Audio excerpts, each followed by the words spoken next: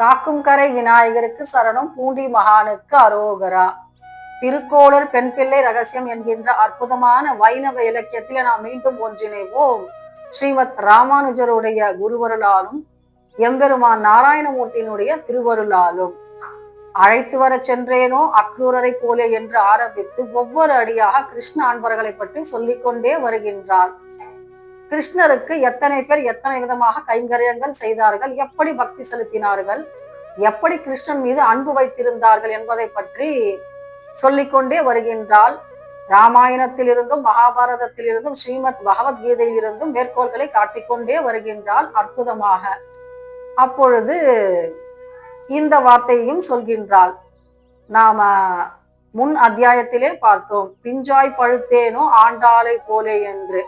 பிஞ்சிலே பழுத்தால் வெம்பல் என்றுதான் சொல்லுவார்கள். ஆனால் ஆண்டாள் சிறு வயதிலேயே காதல் செய்து அந்த காதலையும் தவம் போல செய்து கிருஷ்ணனை மட்டுமே நான் மணப்பேன் என்ற பிடிவாதத்தோடு இருந்து அவள் வடபத்ரசாயினுடைய பெருமாள் ஆலயத்திற்கு சென்று அங்கே தன்னுடைய மணவாளனாக விளங்கக்கூடிய கிருஷ்ண பரமாத்மாவை கரம் பிடித்தாள். இதனால் இந்த வார்த்தையை சொல்கின்றாள், திருக்கோளூர் பெண் பிள்ளை. அடுத்த அடியை சொல்கின்றாள், எம்பெருமான் என்றேனோ பட்டர் பிரானை போலே என்று.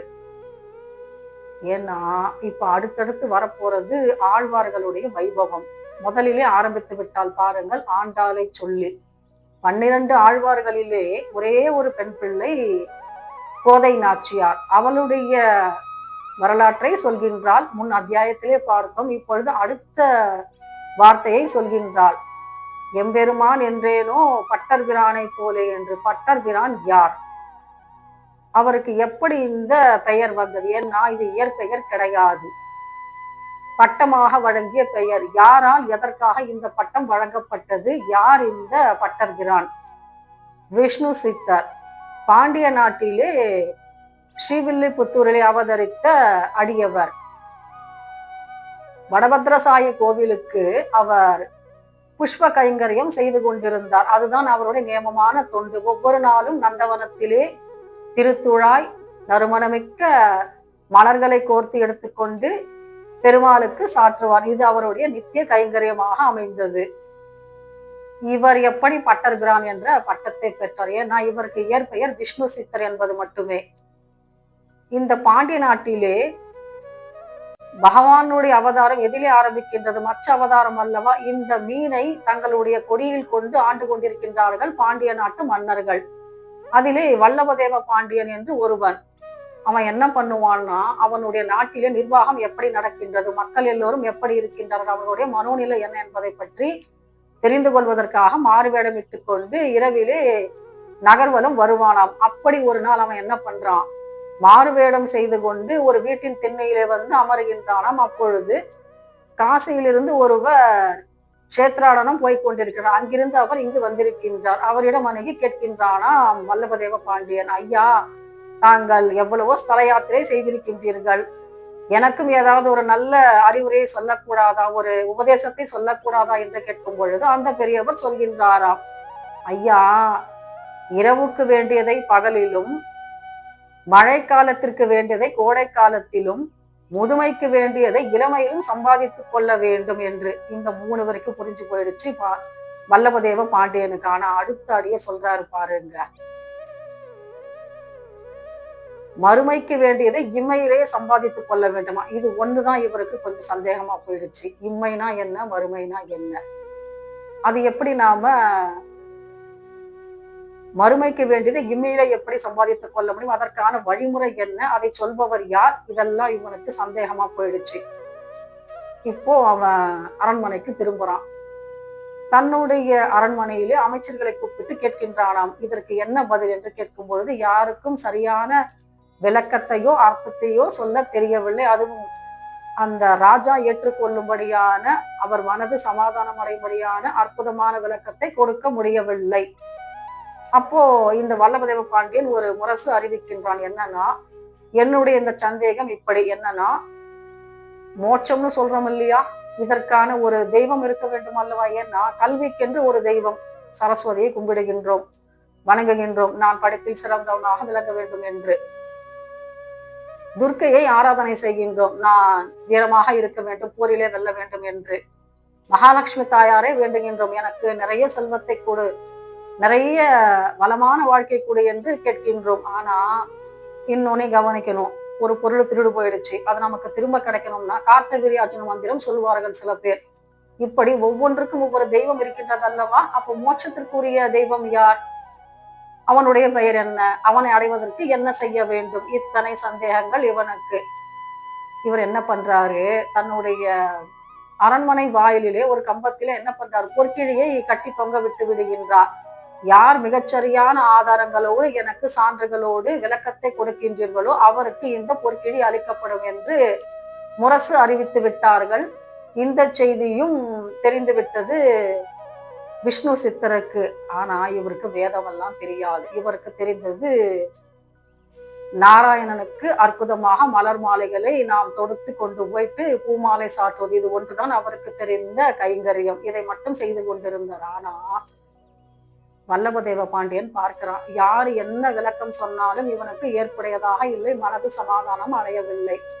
அப்பொழுது நாராயணனை குறித்து அவன் வேண்டி ஒரு கேள்வி கேட்கின்றானாம், ஒரு வேண்டுதல். என்னன்னா, சுவாமி தாங்களாவது எனக்கு விளக்கம் கொடுக்க கூடாது, அதற்கான தகுந்த நபரை தாங்கள் அனுப்பக்கூடாதா இந்த அரண்மனைக்கு என்று கேட்கும் பொழுது இந்த வேண்டுதல் ஏற்றுக்கொள்ளப்பட்டது எம்பெருமான் ஸ்ரீ நாராயணமூர்த்தியால். அவர் என்ன பண்றாரு பாருங்க, கனவிலே ஆணையிடுகின்றார் விஷ்ணு சித்தரிடம், நீ சென்று வல்லபதேவ பாண்டியனுடைய அமைச்சரவையிலே அவையிலே நின்று கொண்டு அழகாக அடுக்கடுக்காக எடுத்துக்காட்டுகளை கூறி உதாரணங்களை கூறி, நாராயணனே முழுமுதற் தெய்வம், அவனை வணங்கினால் நமக்கு மோட்சம் கிட்டும், அதை எப்படி அடைய வேண்டும் என்றால் பக்தியின் மூலமும் சரணாகதி செய்வதன் மூலமும் அவனை அடைய முடியும் என்று சொல்ல வேண்டும். இதற்காக நீ வேதங்களிலிருந்து மேற்கோள்களை காட்ட வேண்டும் என்று சொல்லும் பொழுது கேட்கின்றாராம் விஷ்ணு சித்தர், ஐயா எனக்கு வேதமெல்லாம் தெரியாது, நான் எப்படி சொல்ல முடியும் அப்படின்னு கேட்கும் பொழுது, என்னுடைய அருளால் உனக்கு அந்த ஞானமும் கைவர பெறும், நீ தாராளமாக சென்று தைரியமாக உன்னுடைய வாதத்தை முன்வைக்கலாம், உன்னிலிருந்து இயக்குபவன் நான் தானே, நீ சென்று அங்கே நின்றால் போதும், மீதியெல்லாம் நான் பார்த்துக்கிறேன் அப்படின்னு சொல்லிட்டாரு கிருஷ்ண பரமாத்மா. இப்ப என்ன பண்றாரு பாருங்க, விஷ்ணு சித்தர் வராரு வல்லபதேவ பாண்டியனுடைய அமைச்சரவையில். அவர் சென்று என்ன பண்றாரு, ஸ்ரீமன் நாராயணனே முழுமுதற் கடவுள் என்பதை தெள்ள தெளிவாக வேதங்களின் எடுத்துக்காட்டுகள் காட்டி மேற்கோள் காட்டி உதாரணம் செய்து, இதையெல்லாம் இப்படியெல்லாம் செய்தால் நாம் நாராயணனான எம்பெருமானை அடையலாம், அதற்கான வழி பக்தி செய்வது என்பதை தெள்ள தெளிவாக அறுதியிட்டு உறுதியாக சொல்லும் பொழுது இந்த சமாதானம் ஏற்றுக்கொள்ள முடிகின்றது வல்லபதேவ பாண்டியன். அவருக்கு மனசு சந்தோஷமாகிவிட்டது. ஏன்னா எவ்வளவு அற்புதமான மேற்கோள்களை காட்டுகின்றார், எத்தனை உதாரணங்கள், அத்தனையும் வேதங்களில் இருந்து சொல்லப்பட்டிருக்கின்றன, இதை ஏற்றுக்கொள்ளத்தானே வேண்டும். இப்போ இவருக்கு இந்த சந்தேகம் நீங்கிவிட்டது, தெளிவாகி விட்டார். அவருக்கு சந்தோஷத்தை எப்படி வெளிப்படுத்துறாருன்னா, இவரை தன்னுடைய பட்டத்து யானையினுடைய அம்பரிகை மேல ஏற்றி விட்டார். தானும் கூடவே ஏறிக்கொண்டு அவருக்கு கவரி வீசுகின்றாராம், வெண்சாமரம் வீசுகின்றார், குடை பிடிக்கின்றார், இதெல்லாம் செய்து கொண்டு வருகின்றாராம். நகர்வலம் சுற்றி வருகின்றார்கள் ரெண்டு பேருமே பட்டத்து யானை மேல. ஆனா இதை பார்ப்பதற்கு ஆசையாக இருக்கின்றதாம் வைகுந்தத்தில் இருக்கக்கூடிய நாராயணமூர்த்திக்கு. அவர் என்ன பண்றாரு பாருங்க, காற்றிலும் கடிது என்ன பண்றாரு, தன்னுடைய கருட வாகனத்திலே ஆரோகணிக்கின்றார் அங்கே.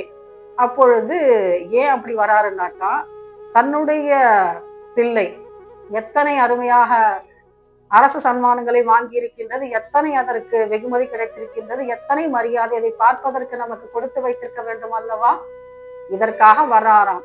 அப்பொழுது மக்கள் முன்னிலையிலே கிருஷ்ண பரமாத்மா ஆரோகணிக்கின்றார் எம்பெருமான் நாராயணமூர்த்தியாக. உடன் மகாலட்சுமி தாயார் கருட வாகனத்தின் மேலே. அப்பொழுது இதை பார்த்துவிட்டு விஷ்ணு சித்தர் பாடியதே, பல்லாண்டு பல்லாண்டு பல்லாயிரத்தாண்டு பல கோடி 100,000 மல்லாண்ட பின்தோல் மணிவண்ணா உன் சேவடி செவ்வி திருக்காப்பு என்று.